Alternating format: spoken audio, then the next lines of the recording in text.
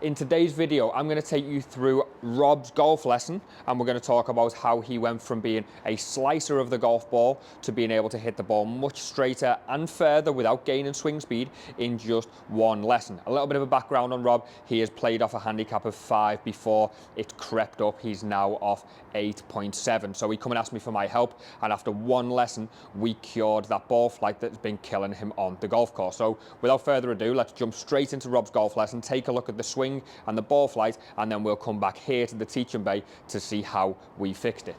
And guys, just before we do continue with this lesson, please do like and subscribe to the channel. I'll release golf lessons every week to help you out with your game. And if you want to get in touch with me to come and take golf lessons at the Academy at Trafford Golf Centre, then please do look at the links below where you can find a contact form and you can give me all the information about your game, and I will be in touch to help you out. So what we see here with Rob's golf swing, we're going to take a look at the movement that he makes and then also the ball flight that relates to that golf swing. So what we now see here on the left is Rob sets up, first of all, just look at the address on the golf ball. We're very much biased towards the heel of the club rather than set up in the center of the club face. So that's going to sort of create difficulty in sending us a strike, first of all. So we've got to make sure that that is flush to the center of the golf club.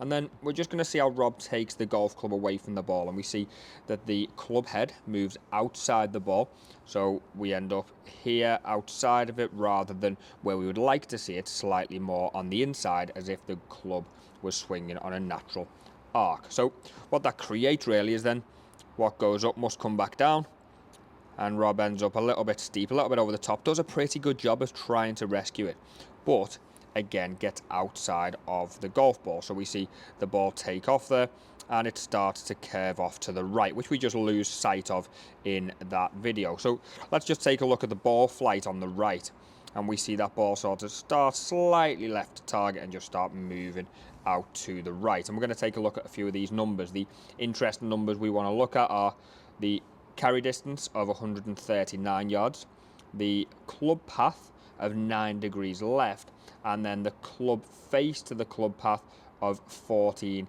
degrees right. And one more reference point I just want you to take note of is the club speed of 84 miles per hour, because when we see that Rob hits it further towards the end of the lesson, we actually do it with a less club head speed, which is the really interesting thing because the impact is a lot better. So we're seeing Rob, like we say, a little recap there, getting outside of the ball, swinging across it, and that golf ball is going to just sort of start straightish, it's slightly left, and slice out to the right. So now we've reviewed Rob's swing and we've taken a look and we've seen that ultimately, as we come into impact, the problem is that the club path is swinging left of target. So we have what we would call an out to in path, and his club face is open to that target. Now, something else that Rob done a lot of the time is he'd sometimes close the club face and he'd hit a straight pull. So when he come in with his problems, he said, sometimes I hit a really straight ball flight to the left, sometimes I slice it off to the right, and there's kind of no in between. And he didn't understand why that was happening. So the club path was moving from out to in consistently, and then the club face alignment at impact was the thing that varied. So when he left the club face slightly open, it would slice to the right, and when he got the club face closed, he would pull it to the left, sort of straight down the club path line. So we could work all the way back to Rob's setup, and I pointed out in that video that he set up with his club face or his ball on the heel of the club face, and he also then, as he took the club away, took it away on the outside. And we see often with the golf swing that the backswing heavily influences the downswing. So if I swing up on the outside, the chances of coming back down on the outside are quite strong. We do see some players on the PGA Tour, you see some really good players who might take the club away slightly on the outside and then drop the club back on swing plane, but very unusual to see in the amateur game. So for anyone watching this, the chances are what you create in the backswing will probably be recreated in the downswing. So what we've done with Rob, and we're going to just jump straight back over to a video now where we're going to see the changes, is we put something in his way. So let's jump straight back into the later swing with Rob, and you will see me standing in there having a little bit of an influence, and you see the difference in the numbers that it creates. So one big change so far that we see already is that you've got me in the picture, and we've got a yellow stick there being in Rob's way, ultimately forcing him to make a different takeaway, because in the past, as we've seen from that first video, he'd have taken the club on the outside and clattered into that stick. And if we're honest, Rob did hit that stick a few times in the backswing. So what we now see is, as he takes that club away, this felt like a very much inside takeaway for Rob, just missing that stick, but in fact we see it following a good swing arc matching the line on the edge of that mat. So if I just highlight the edge of the mat arc, that kind of helps us out with what we should visualize for a swing arc. So takes it away more on the inside, and then he gets a bit of a better rotation, and on the way down now we will skip forward all the way to just before impact. And again, this is the position before, if you remember, where we seen Rob's golf club being outside of the golf ball. So he had to swing across the ball. He had to play that out to in-swing path, and he was likely to get the pull or the fade. So he strikes the ball. It takes off much straighter. And we see that ball there stay in line with our target, which was just down here by that yellow flag in the distance. And what we now see on the flight scope as well, if we just let that play through, Rob's ball flight take off much straighter. And then numbers we are going to highlight again just to combat what we've seen before. Numbers there, so we will now compare both golf shots, and what we see is a difference in carry distance. So we've got 139 old versus 148 new. Club path old 9 degrees, new 1.1 degrees right, so that means he's swinging in to out. Face to path 14 degrees right at the start, face to path 0.2 degrees right at the end, meaning there's going to be less curvature on that ball flight, which we can see. And then finally, just something I mentioned earlier, which we didn't work on with Rob, but we can see there that the club head speed was 84 miles per hour and is now 83.7, a 1.2 mile per hour drop off in speed, but with a 9.3 yard gain in distance. So we want to be looking at that and thinking, this is good. This is the sort of swings we want to make. Rob didn't feel like he was putting more effort in, and all we changed was that takeaway. So we will jump straight back into the golf lesson now, and I'll give you a drill which can help you when you don't have a coach standing there holding a stick in the way.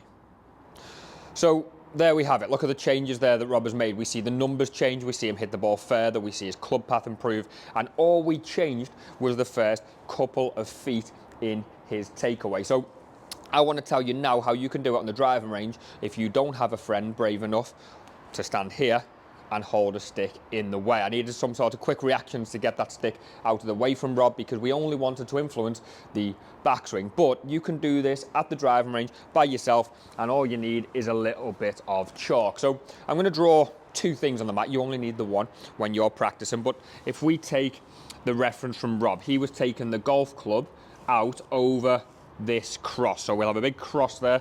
We don't want the golf club to swing that way and go outside the line. So as I'm now watching that club, it is pretty much from my angle directly over that cross. And what we can do instead is just create on a slight arc there where the club should travel, like this white one on the edge of the mat. We could just put a nice green tick there, and that is the direction we want to go. So what we want to start to see now is I take this club away down the arc and over the tick, as opposed to outside and over the cross. I'm going to hit a couple of golf shots for you here, and as we can't see the ball flight on this sort of misty morning, we will be relying on the flight scope, which is ready for us to hit some shots now. So this will track the same as Rob's lesson, and this is what we use in the lessons down at Trafford Golf Centre, so we can see now what the club path and what the club face is doing. So the first swing, what I'm going to do is just take this club away over the outside and over that cross. So I'm going to set up very similar to how I normally would, swing back over the cross. Oh, and that strike felt hideous as well. I've struck the ball off the heel, and when your club path is that excessive, the likelihood of you striking middle of the face really drops as well. And what we see there is club path 8.9 degrees left, and my club face, wow, was 18 degrees right of my face. So I really have left that club face open. So What we will do differently this time is I'm going to set myself up the same. If you need to adjust your shoulder alignment, you can. And I'm just going to feel myself take the club away over this tick instead. And if we relate this back to Rob's lesson, that would hit the stick I was holding. This would come on the inside of the stick I was holding. So we'll make this swing again. We'll just look at club head speed there. It was 92 as well, 92 miles per hour on the last shot. And the ball carried 123 yards. A little bit of a shank, I suppose. But now I've blocked that out to the right. That'll be a club face issue. I will re-hit that. That will be a club face issue, but I imagine the path will be a lot better. So my club path there, 1.8 degrees to the right, but I've left the club face open 2.4 degrees, so I've blocked it out there. Square the club face up next time, keeping the same club path, taking it away on the inside more, over that tick, making sure I've got a square club face at impact.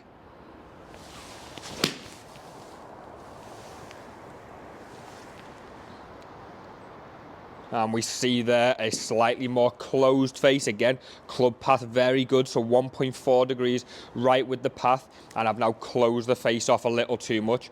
And I like to call this Goldilocks treatment. It's not the end of the world if we leave the club face open on one. And as we try and correct, we kind of overcorrect. So too much, too little. And hopefully this one will be just right.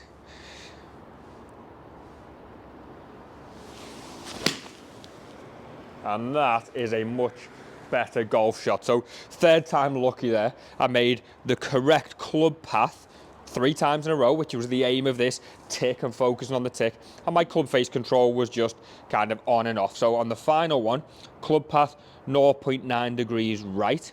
We've got the club face only 1.1 degree right of the target. So we've hit a fairly straight golf shot. And just look at those numbers. I gained 2 mile per hour club head speed from the first one, but my golf ball has carried 176 yards with the 7-iron as opposed to the 123 yards when I swung over the cross, across the ball, struck the heel. The strike wasn't good because of it, and then our golf game ultimately suffers out on the course. We would much rather see that 175, 76 yard ball flight if we can. So make sure you get the optimal ball flight for your golf swing. If you do need to check on your club path, if you do need to check on your club face, there are multiple places now to go and check that. And like I say, at Trafford Golf Centre here, we use a flight scope. We use I use the Skillest app that you see in there to get your swing review, and I can send you over videos afterwards. So please do get in touch if you do fancy coming in for a lesson down at Trafford Golf Centre. And if you are not in the local area and you want to get in touch, then I can do you some online lessons as well. I've got an online academy